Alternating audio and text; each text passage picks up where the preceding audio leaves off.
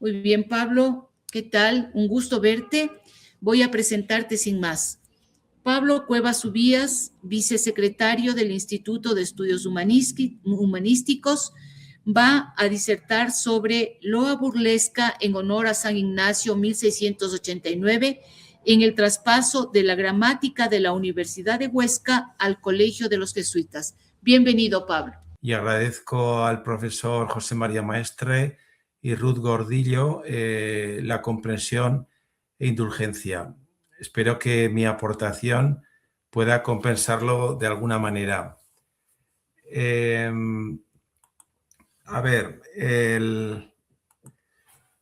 Señoras y señores, buenas tardes. La intervención que hoy les voy a proponer,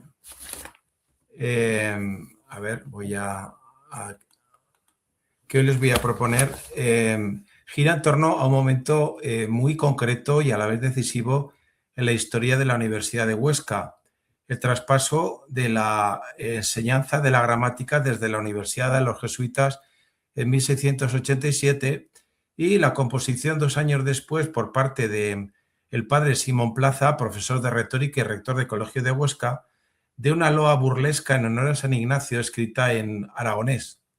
Este episodio no es solo un hecho administrativo, es la culminación de casi 80 años de tensiones institucionales, rivalidades intelectuales y debates sobre el modelo pedagógico más adecuado para formar a la juventud de esta universidad. Pero, sobre todo, es el triunfo de un estilo moral, la humildad, frente a otro, la brillantez orgullosa. La Universidad de Huesca tuvo un conflicto con los jesuitas, o al revés, durante prácticamente todo el siglo XVII. En el siglo XVII dio en llamarse Sertoriana para fundamentar todavía más sus raíces latinas. Era una universidad prestigiosa, sobre todo en leyes y teología, pequeña pero muy culta, y que se decía que era una ciudad toda de letras. Una coincidencia, por ejemplo, la ciudad de Heidelberg en 1700, por estas fechas tenía los mismos habitantes que Huesca, 500, y tenía pues 400 alumnos como Huesca. Es curioso esta coincidencia de dos universidades pues prestigiosas.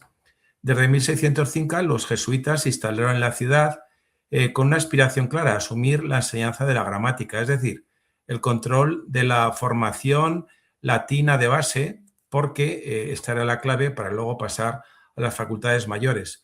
Sin embargo, durante todo el siglo XVII, las autoridades universitarias resistieron con firmeza a estos intentos. Hubo intentos muy serios en 1630, en 1650, con el obispo, las familias más importantes, incluso parte del claustro, pero se frustraron. En otras ocasiones también ocurrió, y fueron muchas las veces a lo largo de este siglo. Al final, la universidad, harta de tanta presión por parte de los jesuitas, promulgó un decreto que prohibía proponer de nuevo el traspaso con penas pecuniarias y de otro tipo para los profesores que lo sacaran en claustro. No estamos solo ante una cuestión académica. Era una cuestión de prestigio, de autonomía institucional y de equilibrio entre las órdenes religiosas. También había una cuestión muy importante que se dirimió en las disputas que hubo entre los partidarios y los que estaban en contra de la propia universidad. El equilibrio, el control de la enseñanza desde los fundamentos gramaticales que pretendían los profesores contrarios. Aquí hay una imagen de Huesca del siglo XVII. Bueno, es del siglo XVIII, son de estas imágenes que se hacían, digamos, por descripciones escritas que llevaban a los impresores. Y entonces esta es una visión occidental desde Zaragoza. Sí que es cierto que refleja bien que la universidad está en la parte amurallada. Había una defensa perfecta de los intereses de los estudiantes, incluso físicamente. Aquí están los colegios civiles y los colegios había cerca de una docena de estudios superiores de teología en diferentes órdenes, están en la parte baja. Y aquí solo estaban los benedictinos y los jesuitas, que se instalaron más o menos por esta parte, detrás de la muralla, en la parte nobiliaria de la ciudad. En 1680 hay un obispo de Huesca que es visitador de la universidad y entre su capacidad, el conocimiento de la situación y el estar decidido a conseguir el traslado, pues aprovecha la visita para quitar ese decreto bochornoso que prohibía que nadie en el claustro volviera a nombrar el traspaso. Y allí se dirimen asuntos como la supervisión universitaria, los ajustes económicos, concesiones por parte de la compañía. El general de los jesuitas mandó hacer un informe a un equipo de jesuitas de Aragón. Uno era el rector del colegio de Zaragoza, otros eran varios provinciales que había tenido Aragón y también internamente, de una manera secreta, algunos jesuitas. Entonces aquí dan una visión de la pujanza que tiene esta universidad, cómo se prefieren sus títulos en las audiencias, cómo es apoyada por los reyes. Pero es más interesante este otro documento interno, se pueden conseguir gracias al profesor Ferrer Berimeli, que los ha publicado, que los encontró en los archivos de la orden. Y dice, el colegio que tenemos en Huesca es uno, le dicen al general, es uno de los buenos, no solo de Aragón, sino de toda la provincia que abraza 4 reinos. Cataluña, Valencia, Aragón y Baleares. Esta es una ciudad toda de letras, sin más ejercicios de ellas que leer una cátedra de moral.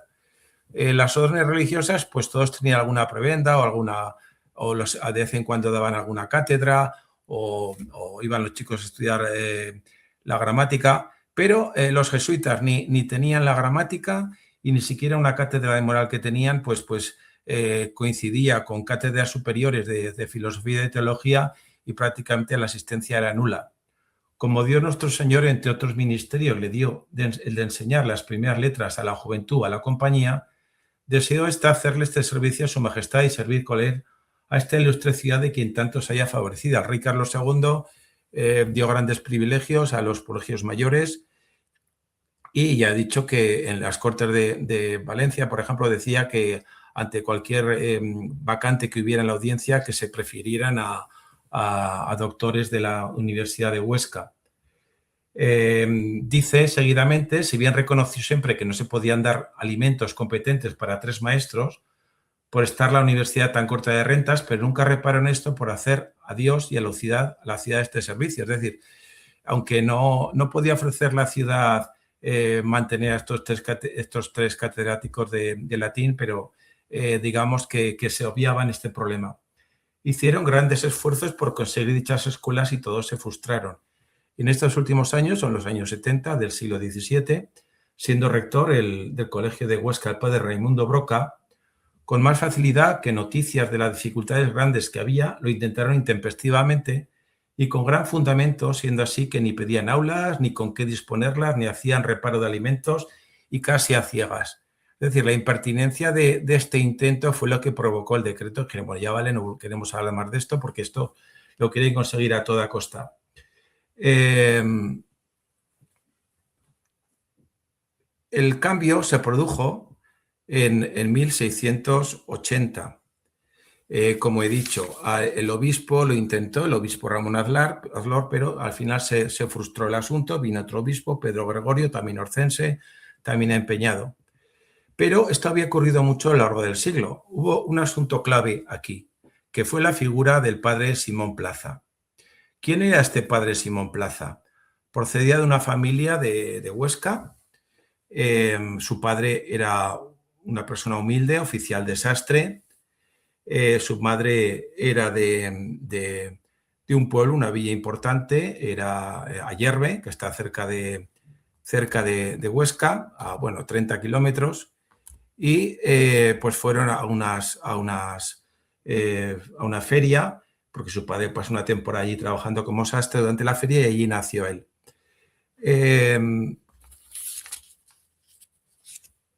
Fue profesor, estudió en el seminario de clérigos pobres, de personas pobres de la diócesis, que era un colegio adscrito a la universidad, por lo tanto fue alumno de la Universidad Sertoriana, y a los 15 años ingresó en la Compañía de Jesús. Fue profesor de humanidades, rector en diversos colegios, hombre de gran capacidad latina y talento literario. Sin embargo, lo que más destacaba en él no era el brillo intelectual, sino su humildad radical. Se propuso en un momento de su vida no contradecir jamás a un superior y lo cumplió. En una ciudad donde se podía criticar a la orden, difícilmente se criticaba al padre Plaza. Confesaba durante horas a los más humildes, enseñaba a los niños pequeños con la misma dedicación que a los alumnos de retórica. Su prestigio moral era inmenso. Podemos comparar dos modelos, el que fracasó durante todos estos decenios y el del padre Plaza, y vamos a ejemplificarlo en el personaje más brillante que envió la orden a Huesca, que fue Baltasar Gracián. Gracián fue un genio literario, autor brillante, orgulloso de su obra, inclinado a la predicación espectacular y a los efectos teatrales. No decimos para nada que no fuera profundo. Su talento era indiscutible, pero también generaba tensiones internas y externas.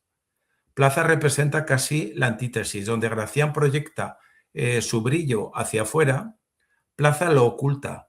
Donde uno encarna la ibris barroca, el otro encarna la prudencia y la autoanulación. Y será precisamente este estilo humilde el que haga posible el éxito final del colegio. La raíz de la humildad de Simón Plaza es ignaciana. La encontramos en la tercera manera de humildad de los ejercicios espirituales, elegir lo que más conduce al servicio de Dios, incluso si implica renunciar al prestigio personal. Hemos encontrado muchas concomitancias con el portero divino del Colegio de Montesión de Palma de Mallorca, Alonso Rodríguez de Medina del Campo, en sus ejercicios de perfección y virtudes cristianas. Plaza subordina su talento al bien común, no busca aplausos, busca eficacia moral y pedagógica. Y esa coherencia es la que desarma resistencias. 1687. Se ha producido el traslado. ¿Cómo se inaugura el curso en el que los jesuitas han tomado la enseñanza de gramática? Pues con un discurso inaugural solemne en latín, compuesto por el padre Plaza. Es un acto histórico, con toda probabilidad se celebró en la catedral. Obispo, autoridades universitarias, órdenes religiosas, ciudadanos notables se agolpan en este ámbito. El discurso demuestra el alto nivel humanístico de los jesuitas. Pero 2 años después, Plaza hace algo inesperado. En 1869 compone una loa burlesca en aragonés. Él lo llama papel ensayagués. El aragonés había tenido incluso literatura culta en la Edad Media, pero se había perdido totalmente. Ya solo quedaba en el ámbito popular, que se representa en el teatro universitario durante la festividad de San Ignacio. Después del latín solemne del primer año, el aragonés popular. Después del tono elevado, la risa. Después del humanista, el rústico. Es un gesto extraordinario de Simón Plaza.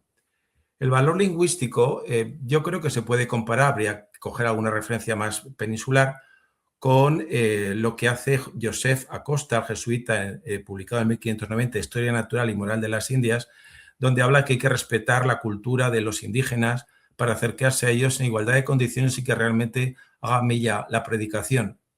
En 1689, el latín era la lengua académica y el castellano la lengua culta del ámbito hispánico, pero en el pueblo de las diócesis de Huesca y de Jaca hablaba aragonés.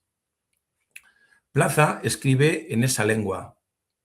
Aquí se trata del primer testimonio literario moderno en aragonés, antes de la novela de Braulio Foz, Pedro Saputo, 150 años después. ¿Qué coincidencias hay? Ambos han sido profesores y alumnos de la Universidad Sertoriana, ambos aman profundamente la gente del entorno del que estamos hablando, y ambos quieren hacerlo respetar por medio de poner a personajes populares, sin cultura, pero inteligentes. Aquí, en esta imagen de Ayerbe, vemos una frase arriba que pertenece a Ramón y Cajal. Ramón y Cajal estudió en el Instituto de Huesca, aunque él decía que había sido alumno de la Sertoriana, y él, pues lo que había vivido allí, él había nacido en un pueblo a unos 30 kilómetros de Ayerbe, pero su padre llegó de médico a Ayerbe y pasó ahí su niñez y su juventud. Habla un dialecto extraño, desconcertante, revoltijo de palabras y giros franceses, castellanos, catalanes, aragoneses antiguos. Bueno, no tenía por qué saber ser especialista en lingüística el bueno de Ramón y Cajal. Plaza dignifica la lengua popular dentro de un espacio universitario. El personaje del texto se llama Toribio de la Montaña. Es un Pedro Urdemales, un Juan el Bobo de Puerto Rico. Representa la sabiduría del pueblo, da lecciones, se burla de las autoridades y de los arrogantes. Un rústico aparentemente ignorante, pero dotado de ingenio natural. Es el tipo folclórico del tonto listo. A través de él, Plaza realiza una crítica sutil. ¿Y qué es lo que critica? Pues Plaza critica a los tarantinos. ¿Y quiénes son los tarantinos? Según Plaza, los tarantinos son los jesuitas. Yo no he encontrado ese término en ningún otro lugar, seguramente estará, no será propio de Huesca ni del propio Plaza. ¿Por qué los puede llamar tarantinos? Evidentemente porque proceden de Italia, porque era una crítica que se les hacía, porque obedecían más al Papa que no al rey de España, se les consideraba como personajes extraños, casi pues como, bueno, en fin, personas distintas a los españoles. La metáfora es clara, pero es que además, pero ¿por qué no milaneses o romanos, sino tarantinos? Creo que esto viene de una asociación con la tarántula. ¿Qué hacía la tarántula? Pues la tarántula picaba y a nivel popular decía que producía el baile de San Vito, un frenesí. ¿Y qué hacían los jesuitas cuando iban a predicar por las misiones? Pues excitaban, conmovían, provocaban frenesí. Pero ¿transformaban realmente? Eso se pregunta el padre Plaza. Toribio observa las misiones rurales, Cristos, calaveras, teatralidad, lágrimas colectivas, pescar pecadores. Todo parece reformado, pero el efecto es pasajero. La crítica no es anticlerical, es una autocrítica interna y también contra la propia Iglesia. Plaza se sitúa en la línea de moralistas que denunciaban los excesos de la oratoria barroca. En la excelente biblioteca de los jesuitas de Huesca estaba Juan Antonio Jarque, el orador cristiano sobre el Miserere, dedicado al obispo de Barbastro, publicado en Zaragoza en 1657, el jesuita, o el canónigo de León, Gonzalo Pérez de Ledesma, Censura de la elocuencia, Zaragoza, 1648. ¿Qué critican todos ellos? El sermón convertido en espectáculo, el templo convertido en teatro, la emoción confundida con conversión. Frente a ello, proponen profundidad doctrinal y formación sólida. Cuando digo proponen, me refiero, por supuesto, también a Plaza. Hay un contraste definitivo entre los profesores que había enviado la orden a Huesca a lo largo del siglo y el acierto de Plaza. El contraste es claro y vamos a concretarlo en Baltasar Gracián. Baltasar Gracián representa el brillo exterior, Plaza la siembra interior. Uno encarna el fracaso repetido de los intentos del siglo XVII, el otro el éxito final. Uno deslumbra y otro persuade. También hay una dimensión pedagógica. La loa no es solo sátira, es pedagogía. Plaza coloca en el centro a los alumnos, valora su entorno cultural, integra la sabiduría popular en el espacio académico.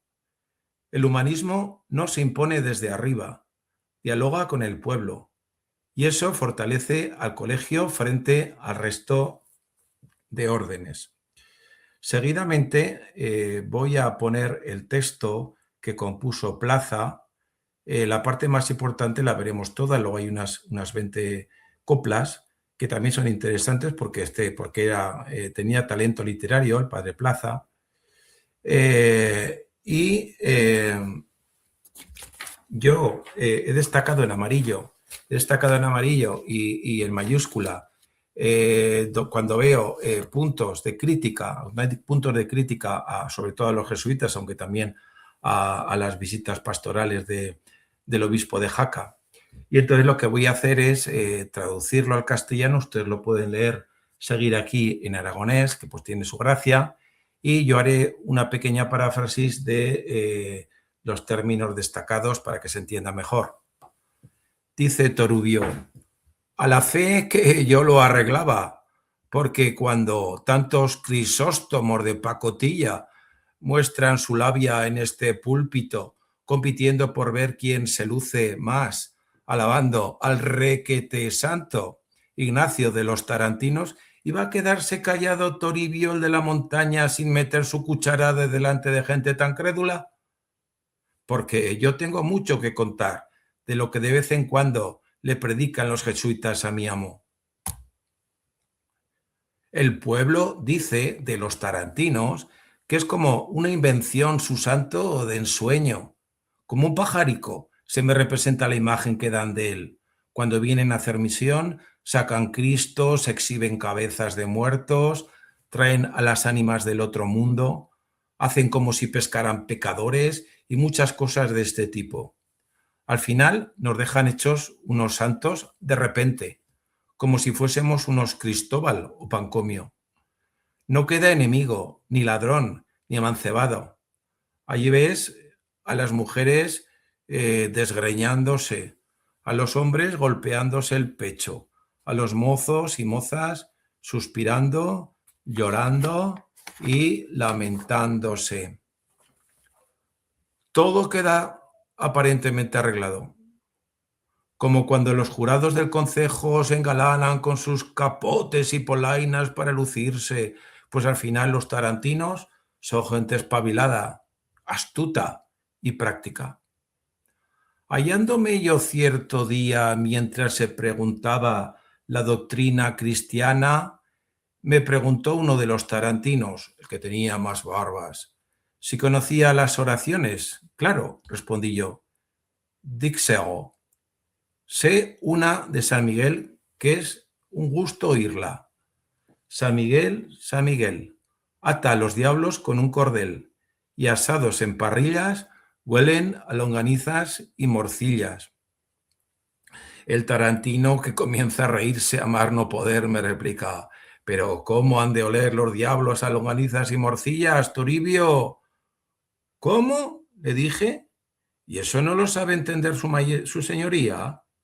Las longanizas y morcillas no se ponen al fuego en espedos y no están los diablos en el fuego. Luego, necesariamente, los diablos huelen a morcillas y longanizas. ¡Ahí le he pillado!